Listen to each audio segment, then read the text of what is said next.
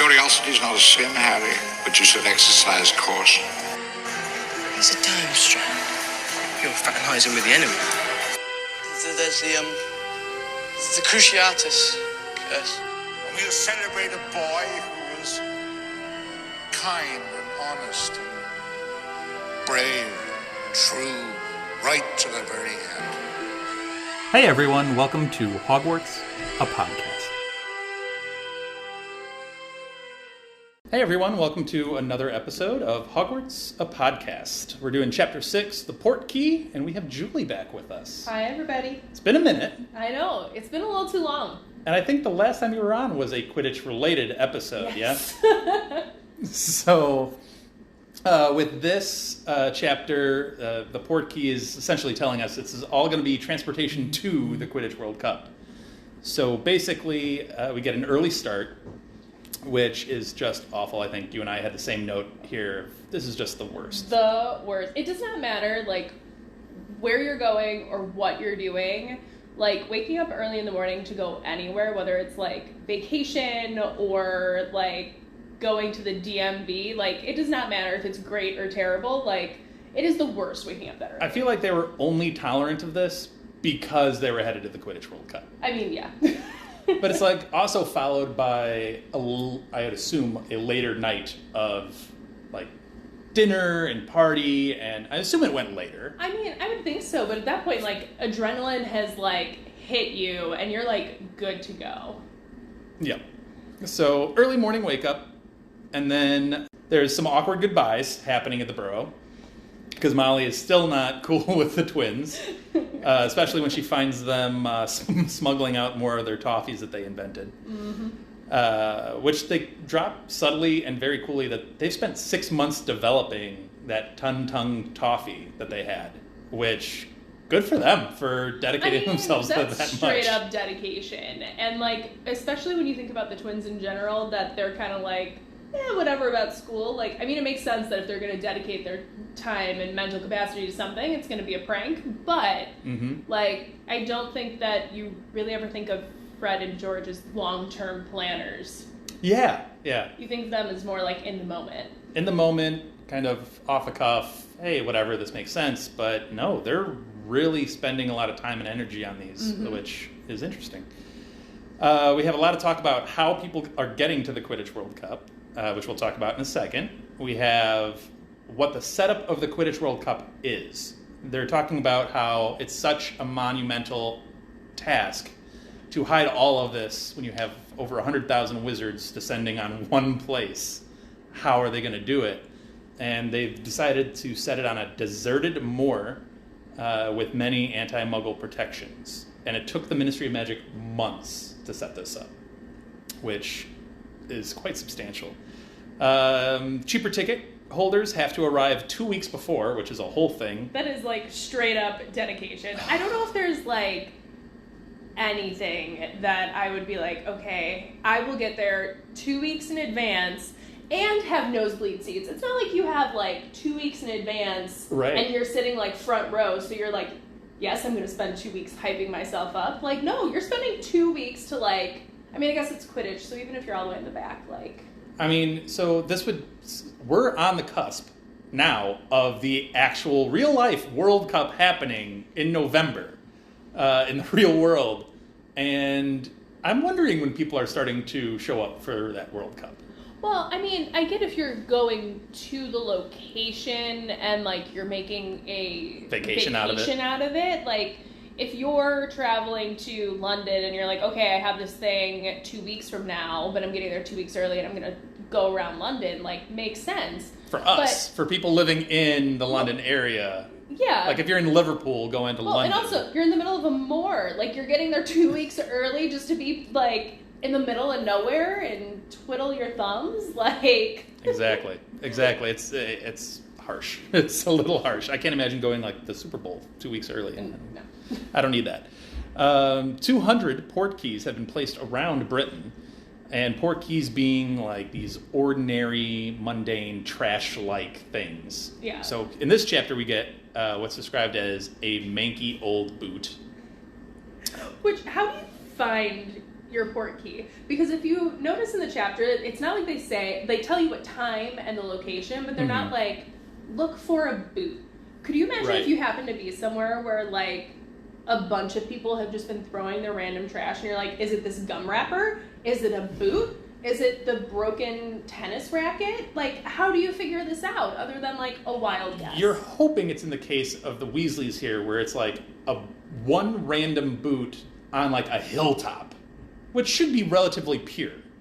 If you're in like a cityscape, you're screwed. There could be like a piece of paper or whatever anywhere. Like that'd be awful. Well, and also, what happens if you miss the Portkey? Because obviously, like, there's a very specific time, and they're standing around, they're checking the watch, and what happens though? Because they ask, like, oh, do we have everybody? But what happens if you're late? It's not like you can say, like, oh, hold the Portkey. Right. And like we find out later that it's not like the Portkey goes back; they collect them all. Yeah, it's a very, to their credit, it's a very regimented process. Yeah.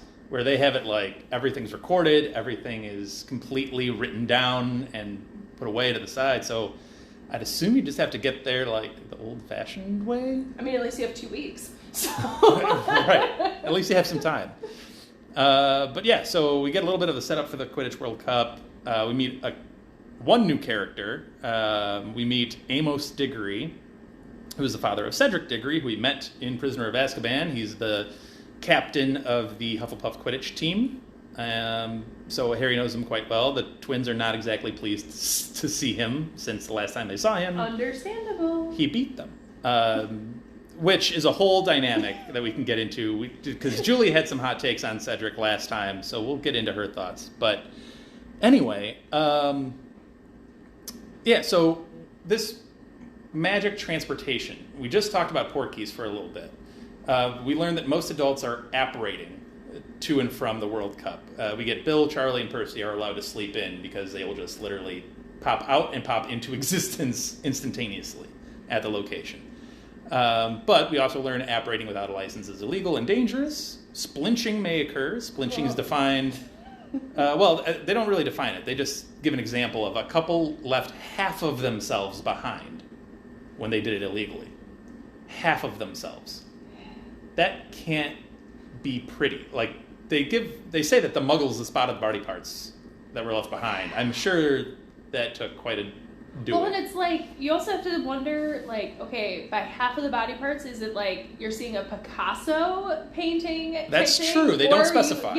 Like, are you split down the middle, or is it like literally random body parts? Because doesn't Harry say he envisions like a leg, an arm, and an eye? Yeah, that's what I'm saying. Like, imagine you see that. I feel like that's a little bit creepier than like half. I mean, either way, you're gonna be freaked out. Yes. But like, if you just see like 7 random body parts on the ground. How violent is it? Because if you're split, is there like blood? Is it a gory thing, or is it just like held in time and like? Yeah. I would assume that one, since it's not like they said that they needed like medical attention. There's only one example I can think of, but it is a spoiler. Yeah. So we'll have to come back to that in the spoiler section. But it just makes me think, like, if you were trying to get to the World Cup and you were an adult, which form of transportation would you prefer? We've seen a couple already. We've seen apparition, we've seen flu powder, we've seen Portkeys, and we've seen, obviously, broomstick and flying. Okay, apparition. There's no argument about this. Why do you say that, though? Okay, with a blink of your eye, you can get anywhere in the world, other than inside the Hogwarts grounds. But, like, come on, nothing else can compare to that. The instantaneous effect of it. Slow. Flu powder, you cannot wear a good outfit that day. You're going to be covered in soot. And, like, you could end up in the wrong fireplace. And if you don't have flu powder with you, then how do you get back? Or a broom that just, like, don't get me wrong, a broom sounds super fun, but super slow. And if you're trying to make sure that Muggles don't see you. You have to fly at a really high altitude, which can be very cold, very uncomfortable. And from reading what it's like to use a Portkey, not a big fan of that idea either. That sounds nauseating. It does sound like an experience. That whole, like, hook behind your, like, navel of getting tugged. Not here for it. There's only one correct answer, and I'm sure someone will disagree with me. Doesn't it say, though, that the two adults, so everybody ends up collapsing on the ground? Except for Amos, Arthur, and Cedric. Right? Who seem to just be like, okay, whatever, this was cool. I'm assuming that means that he's used it before. I still get the obnoxious picture of the movie where they do this Portkey and then they all collapse on the ground and then there's the three of them just like running in place in the air as they float gently back to the ground, and they're all just like, that was fun. Why didn't you guys do that? It's ridiculous.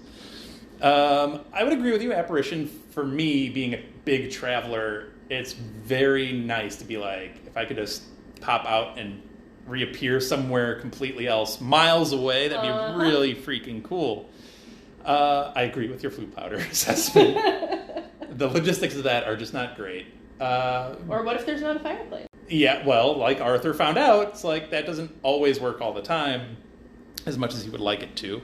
But broom could be interesting if it's a nice... this is still late July, August. Presumably the weather is still good. You're not dealing with frigidly cold temperatures. Maybe you can get away with that. Nope, no argument. Nope. Okay. Fair enough. Yeah, I wouldn't mind a Portkey either. It's just an intriguing idea. It's something you have to try, I think. Okay, I'll give you that. I feel like as a new Witcher wizard, you should try all the modes of transportation. But if you don't come to the same answer, you're just wrong. Fair enough. I think, so we know that Portkeys are obviously registered because they kept very strict control of those. We know flu powder is regulated from Arthur having to literally apply to have a flu powder network put in Dursleys. So we know those two are fairly well controlled. Brooms are obviously wide open. And apparition, you obviously have to have a license. You have to be licensed to apparate.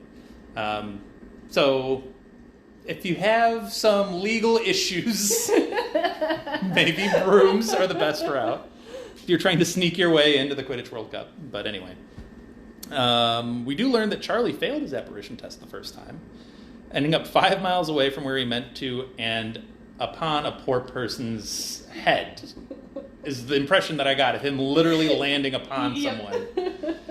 I also love, like, Molly's reaction to it, where she's like, okay, but you passed it the second time. Like, calm down. It's kind of nice to know that Charlie's not perfect at everything he does. Yeah. But he's near perfect, I guess, still. But Percy likes to flaunt that he passed his first time. Okay, but who wouldn't? If you just learned how to magically appear somewhere without even having to take a step, wouldn't you apparate everywhere? 100%. Like, at least, like, they mentioned he's literally apparating from his room down to breakfast every morning. Okay, 1,000% would do that for at least the first month. Fair enough. I feel like, in his case specifically, when you have two older brothers that are as accomplished as they are, in a magical family, I'd be less willing to just be like, I passed my test, it was awesome! And they're just like, man, I break curses, and I work with dragons. Like, you passing an apparition test is, like, whatever, man. I don't think he's doing it to, like, show off to his older brothers. I think he's doing it to flaunt it to all of, like, the younger siblings. Since he's, like, very by the rules, prim, proper, look at my, oh no, I got, like, a 99.9% on something. One more thing I'm better than you guys at, kind of thing? Yeah, I probably. think it's that, and also, like, I feel like even if you're a witch or a wizard, like, born and raised, I feel like there's still got to be something cool about the fact that you can just transport yourself. And I think that's, like, also seeing a little bit of Percy's, like, more childish side of the, like, yep, this is cool, I can go down to breakfast. I think he's in that same stage. He's not that far off from Ron, and he's, like, trying to prove himself constantly, because he is living under the Bill and Charlie, and Arthur, for that matter, who's working at the Ministry, their shadows of trying to prove himself. He's just further along than maybe Ron is. and the twins just don't care, one way or the other. And obviously they have their ambitions aside, so they have their own things. But anyway, speaking of ambition, Amos Diggory is a certain kind of dude. That's a way to put it. He's a certain kind of dude. So he works for the Department for the Regulation and Control of Magical Creatures. And as everyone is, fascinated by Harry. But he takes literally no time to start bragging about his son. He just goes on and on about how great Cedric is and how great of a Quidditch player he is because he beat the famous Harry Potter, so clearly Harry can't be that good. And then they point out, Cedric, I think, points out, well, he fell off his broom. It wasn't exactly fair. Well, if one person falls off their broom, clearly one's a better flyer. Right. So I believe you were a harsh critic of Cedric last time. And we see a very clear personality difference between him and his dad here. Mm-hmm. And I just kind of want to get your 2 cents on the whole thing. Okay. Well, I mean, like, first of all, Amos is clearly very big on bragging, very big on showing people up. I feel like one of the interesting things is that he keeps trying to, like, best Harry Potter, when it's like, all right, but he still defeated Voldemort when he was a baby, but... Right, you can't really one-up that. And it kind of makes me wonder if part of the reason why Cedric is, like, super humble, whether it's fake or not, is partially because, like, his dad is always trying to, like, be the best, show off, and is putting all of this on to Cedric, and Cedric's like, all right, like, Dad, it's cool, I just wanted to play Quidditch, and I happen to be okay at it. Like, no, Dad, like, he fell off his broom, like I told you, nope, it doesn't mean that he's a bad flyer. Like, I feel like it's almost like, in this specific scene, it's more of like a deflecting and a like, oh my god, could you stop, Dad? I still firmly believe that Cedric is not as great as everyone thinks he is. And that even him trying to, like, give up the match is a little, I don't know, him trying to be a good person. I think he is a somewhat good person, but he's not as great as everyone thinks. You say that so confidently, like, seems like Cedric's a good person, and you're not saying he isn't, but you're skirting that line. Listen, I'm not saying that he deserves to be in Slytherin or anything, but... Sorry, all Slytherins listening. But... I'm still not Team Cedric. I think this is another great example, because the last time we talked about him was when he tried to backtrack on that win that his house won. However unfortunate, it was fair by the rules that are set forth, which is what Oliver Wood decided. He's like, I want to take him up on it, but whatever, it is what it is. I feel like this is another example of, like, you have, and I work in high school sports. Not often do I, and I told you this at the time, not often do I see that level of sportsmanship on a daily basis. Very rarely, actually. And 2, often do I see a parent hyping their child to nauseating levels.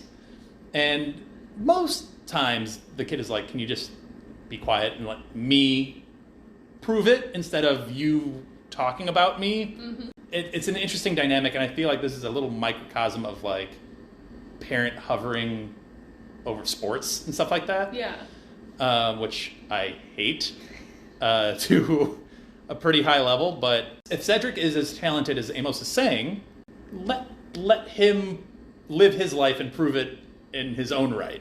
Well, and I also think that, like, when you're saying it in front of Harry Potter, who, like, you know, Harry fell off his broom, no one wants to relive that moment. No, it was a pretty bad moment for pretty much everybody that was there at that little meeting. Yeah. Like, except for Amos. Yeah, even Cedric is like, I don't even want to talk about that game anymore. Like, stop that. And so it's like, the fact that you have, like, the balls to bring it up in front of Harry and be like, remember when my son beat you because you fell off your broom? So, do you know how great my son is at Quidditch? Like, I feel like that's, like, next level audacity. Like, I mean, you know more about, like, parent-student sport, like, I hear all the time, but I feel like, my child is a Division I athlete. He's going to go pro someday. And I just look at them like, really? Really? Like, be honest with yourself for just a minute. But here, Cedric is, by all accounts, very athletic, very talented, very smart. Mm-hmm. Maybe he could get to that next level, but just let him do it. Yeah. Like, let him be him. And that's probably why Cedric loves being at Hogwarts, because he's away from that and he can just do it. But anyway, I like this interaction because it's a little bit, you're learning more about who Cedric Diggory is as a person. Mm-hmm. And you're also learning where he's coming from, which might make his personality more impressive. I disagree a little bit on that. Shocker. But I have a point to prove myself in a second, but go ahead. I kind of feel like who he is as like a person kind of is, since his dad is so like, oh, you're great, you're doing this, you're great, you're fantastic, you're amazing, you're better than everyone, that it's very easy for, like, Cedric to almost get, like, a complex about it, and not in a Malfoy way, where it's like, you're right, I am amazing, but in the way of being like, okay, like, I don't need a hype person, like, am I that great? Like, you're my parent, you have to think I'm amazing. Oh, there's a lot to unpack there. So... Welcome to therapy hour, everybody. Yeah, so... The other way you could think about this, and Julie, you and I were more academically based students, mm-hmm. But there's the other pressure of like, you're going to be great, you're going to be good, you're going to be this great person. Now you're at school thinking like, man, I can't get a B on this test. I can't not pass this because I have this goal to get to that's being placed upon me. See, but I don't feel like that's Cedric's like MO. Like, he'll like revel in the moment when he feels that he's earned it, but at the same time, like, he's very like, okay, but can I just kind of hang out and not have people like all over me? Like, he's a little bit similar to Harry in that way, I feel like. I think they do have a lot of similarities, a lot of positive similarities. Mm-hmm. The other thing I was thinking, you brought up Draco, and I feel like it's the opposite. Like Amos floods Cedric with love and adoration. Yeah. I don't think Draco gets that at home. Okay, I mean, fair point. Draco just figured it out by himself. I think Draco gets more of the like, why aren't you doing as well as that mudblood Granger? Why aren't you doing as well as Harry Potter? Why aren't you doing as well? And now he's coming to school with that bravado of like, I'm awesome, I'm this, because he doesn't get that at home. Whereas Cedric on the flip side is hearing all that and he's just like, I just want to be Cedric. Like, I just want to be one of the students here. Yeah. No matter how gifted or not that person is. It's, like I said, a lot to unpack there. I would love to know what Amos is like at Hogwarts. Like, besides just what his house is, but also just, was he kind of like the random, like, wallflower at Hogwarts, that he was always, like, you know, not super smart, but also wasn't, like, failing classes. Like, he wasn't super popular, but he still had, like, some friends, and so he was always kind of, like, in the middle. So then once you get your son, who, I mean, when you look at the comparison of, like, looks in the book, Amos is described as ruddy-faced, whereas Cedric is described as handsome. Yeah. So it's like, when you're looking at, you know, you have a son who is also dashingly handsome, is good at sports, is relatively smart, seems to be super popular, and then all of a sudden, like, you're living vicariously through your kid. Yeah. Yeah. So I'd be interested to know if it was was it his dad, star pupil, star athlete, and it's like, you have to live up to my expectations, or was it his dad didn't have any of those things, and now he's like, oh my god, my son is having like a better life than me, and he has to keep going, and he's going to do great things, which I kind of think is more that one, based on what we learn later in the book. Sure, I think Amos is looking for, I mean, he works for the Department of Regulation and Control of Magic. He works for the Ministry, so he can't have been like a complete middle-of-the-road student. Like, he had to be fairly good. Yeah. Cedric seems to be on a better trajectory. Yeah. And obviously, I think he lives through Cedric's accomplishments, which is never a good thing as a parent. Be happy that they're successful. Don't base your self-worth on your child's accomplishments. That's never great. But anyway. So, we do learn of a couple more names, which we can get into a little bit more in the spoiler section, that live in the area. They mention that the Lovegoods were in the area. The Fawcetts, Weasleys, and Diggorys all live in the same area. Obviously, the Weasleys and Diggorys are meeting now to go to the Portkey. Lovegoods, I believe, have been at the... For a week. For about a week. And then the Fawcetts couldn't get tickets. So that's kind of the Wizards family setup there. So that's kind of... I'm surprised there are only, honestly, 4 Wizarding families in this area. You'd think there'd be more, but whatever. I also thought there'd be more than 200 Portkeys in Britain, but... That's true. You wonder... Well... In Britain, by their use of Britain, not England, I imagine those 200 Portkeys are spread throughout England, Wales, Scotland, and Northern Ireland. Yeah. That's what I'm trying to figure out. Like, 200, at first you're like, wow, 200. But then when you think about, like, you know, trains and buses in Chicago, and then all of a sudden you're like, oh my God, there's no way that is enough. I mean, there's other modes of transportation to get there, obviously, but it still seems... The only way I could think that they scored this Portkey relatively close, because it's a hike, but a doable, obviously, hike, is that 2 of these people work for the Ministry of Magic. I mean, I feel like that's gotta be it. That's gotta be it. Like... Because why would some random hilltop, where only 4 wizarding families live near, warrant a Portkey? Well, especially when you think about, like, the Weasleys' financial situation, like... It's not like they're living in some, like, ritzy neighborhood where it's like, well, of course we can only have 4 families that would have this Portkey. Mm-hmm. Like... Yeah, it's an interesting setup. Yeah. But we can get into some of those names a little bit later in the spoilers. But, yeah, any other kind of thoughts that you had on the non-spoiler? I think that's all I have for non-spoilers. We got a whole bunch of stuff to talk about in the spoiler section, so let's just go there now.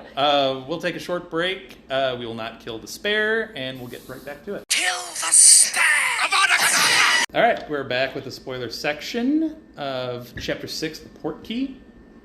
And just to double back on something we talked about at the non-spoilers, this whole splinching and grotesqueness of it. There's only one example that I could think of splinching that we get, and that's in Deathly Hallows when Ron splinches, when they're trying to apparate out of the fireplace, and then switching it up to Grimwald and then to the Random Woods, which I know Julie has a point on in a second. We'll get there. But when Ron splinched, there's blood everywhere. There was like chunks of him missing. And Hermione has to do her best, like, first responder work to try to patch him up and make him good again. But it took a while for him to get back to normal. Mm-hmm. And part of that might have been the locket and the effects of that. But, yeah, he had some issues with it. They keep it very PG in the description here. I feel like the description here is like, hey, this book is for young adults. And then all of a sudden you get to book 7, it's like, you've grown up now, here's reality. Murder, torture. Yeah. Very much so. Yeah, but that was the one example I could think of where it got, like, very aggressive. Which I'm sure that happens, because that would make sense. But anyway. Yeah. What are your thoughts kind of on some of these early chapters? I know I had the big hot take on Chapter 2, The Scar, being the worst chapter in the series. Okay, false. What you got? I can't give you a specific chapter, but I will come back to it. However, the entire 7th book exists. Harry Potter and the Prolonged Camping Trip. Dan, there are multiple chapters that just talk about camping. Nothing develops the plot. Nothing has any little breadcrumbs. It's just, hey, we're camping and we're arguing with each other because of a locket. Fair. Or you have Harry Potter and the Order of the Phoenix, also known as Harry Potter and the Teenage Angst. There's reasons for that angst, though. There's very real reasons for that. There are reasons, but I'm just saying... I think the camping argument is a better argument. Bold statement to I'll throw this back at you. All right, let's go. I'll throw this back at you. And since we're listing Harry Potter books, we'll go Half-Blood Prince and chapter upon chapter of him just stalking Malfoy. And watching him on a map is aggressive. So you are proving my point No. That chapter 2 of The Goblet of Fire is not the worst chapter of the series. I still say it's the worst chapter because literally nothing is stated in that chapter that we don't already know. Like, there's no new information whatsoever. Yeah, but they're recalling the information every once in a while. I mean, you're on book 4, Dan. You need to Exactly. remind people of things. No, we don't need Harry as a wizard and he's a special boy in book 4. We get that in every book. Welcome to Harry Potter. don't Every need that. single book, we have at least a half of a chapter to a full chapter of either Harry is a special boy and here's why. Oh, by the way, he's a wizard. Or of Harry going, I'm a special boy and a wizard and my life is terrible. Why me? Every single book, there's at least one chapter like that. Quit hating on it. No, go back and read chapter 2. Go back and read chapter 2 and just be like, and tell me that your eyes don't glaze over a little bit reading chapter 2. I'm just Okay, like, but there is a chapter in almost every single book where the same thing happens and my eyes glaze over a little bit. It's part this of... is the worst. Chapter 2 is the worst. Part of the series, though. Any book series, there's always going to be at least one chapter in every book that reminds you of the things that have happened in the past. Because they need to bring it back because if someone read the books out of order for whatever reason, or think about when we were reading these books, when you had to wait 3 years for a book to come out, you might not have read the past ones. Think about this in a different context. Think about the Marvel movies right now. We're at like number 30 on Marvel movies, right? And Marvel doesn't do a full recap on the MCU prior to this movie. They're just like, if you didn't read it or you didn't watch it, that's on you. And we're moving forward. That's a movie, not a book. It still takes hours to read these books. This 700-something pages. It's not a brief... Pick it up, put it down. I'm not saying that it is. I'm just saying that in every single book series, there's always some type of chapter that, like, brings you back, that you read, that you're like, okay, like, I already know this. Why are we talking about this? It happens in every book. I'm sure that in some, like, book writing class that's taught, they tell you to put that in there so that people remember. All right, what's my hottest hot take then? Trelawney is unfairly judged, or chapter 2 of Goblet of Fire is the worst chapter? What's the hottest hot take? Right now, chapter 2, because I can kind of understand where you're coming with Trelawney. I will take that and we'll move on. All right. So you do like Goblet of Fire as a whole. I do as well. I love this book as a whole. What are some of your thoughts and favorite parts? So Goblet of Fire is actually my second favorite book of the series. As we all know, Prisoner of Azkaban is my favorite. But one of the things that I really love about this book is since we're now at the point where we're farther along in, like, we don't need as much of the exposition. We don't need as much of the, like, let's spend 10 pages describing what the Dursleys do on a day, or let's describe what Hogwarts looks like. There's a lot more of the little details and the stuff that, like, do you need to know it? No. Do you want to know it? Absolutely. And I feel like once you start getting into these books, I mean, maybe it's because these books are, you know, the size of the first 3 books combined, but you get a lot more information and detail, and I feel like it gets a lot more immersive as well. And I also like that these books get a little bit more ominous, I guess. Okay. Like, when you think about the beginning of Goblet of Fire, the first chapter, like, the whole chapter, like, barely has anything to do with Harry. You're learning about a house, and, like, you're spending the whole time going, okay, like... I'm not going to belabor this because we just had a huge argument about it. But that's part of the reason why chapter 2 doesn't work for me, is because you get immersed in this chapter and you buy in. You're like, oh, this first chapter is so intriguing to me.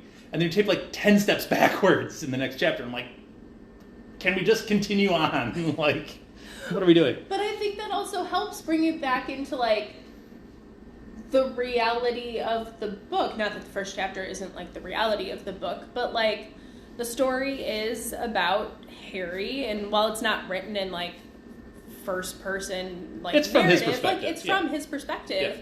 Yeah. And so when you think about it, you're still talking about someone who's 14 years old. So, like, yeah, there is going to be an entire chapter talking about how he's a wizard and a special boy. My scar hurts, but not as much as the time that I broke my arm playing Quidditch and I had to regrow it. But I like that in this book we get a little bit more of Harry's scar hurting when there's no presence of Voldemort. Like, I feel like in the past books that doesn't really... We don't really have, like, the dreams that make the scar hurt as much. You get the dreams that make the scar hurt, and then you get Sirius sending letters by Tropical Bird. That's all you get in that chapter. And the most I want to know more about is the Sirius sending notes by Tropical Bird. That's what I really want to delve into. We can delve into that. But, I'm just saying. But I like that these books, since they get, like... They get bigger because there's more story to tell, obviously, but they get bigger and they get more immersive and you get more details that aren't necessarily necessary. Like, did I need to know about the tropical bird? No.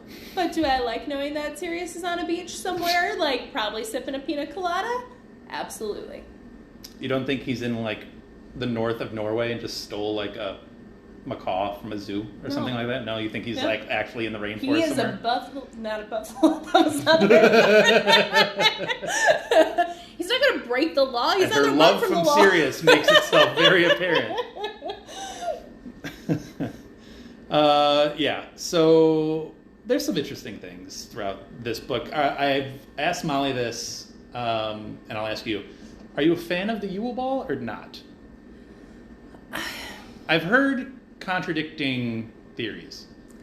I'm like indifferent about it. I kind of like the idea of the Yule Ball, I guess. I think the main issue that I have with it is it's like it's this one-time thing, well, at least for the students who are currently at Hogwarts, it's like this one-time thing. I mean, I guess it's their equivalent of prom.